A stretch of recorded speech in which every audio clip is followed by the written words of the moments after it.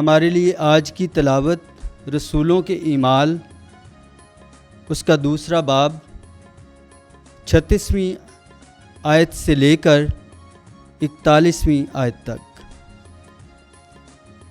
پس اسرائیل کا سارا گھرانہ یقین جان لے کہ خدا نے اسی یسوع کو جسے تم نے صلیب دی خداوند بھی ٹھہرایا اور مسیح بھی۔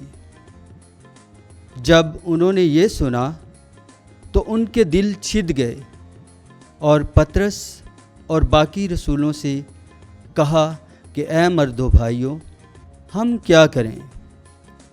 تب پطرس نے ان سے کہا، توبہ کرو اور تم میں سے ہر ایک اپنے گناہوں کی معافی کے لیے یسوع مسیح کے نام پر بپتسمہ لے، تو روح القدس انعام میں پاؤ گے۔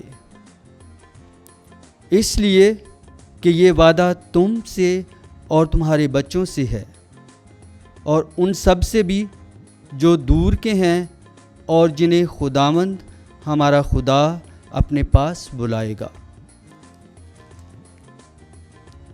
اور اس نے بہت سی اور باتوں کی گواہی دی اور انہیں نصیحت کی کہ اپنے آپ کو اس کج رو قوم سے بچاؤ۔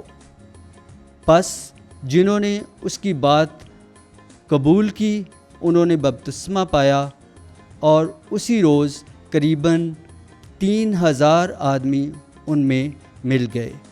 پاک کلام کے پڑھے اور سنے جانے پر خداوند کی برکت ہو، خدا کا شکر ہو، آمین۔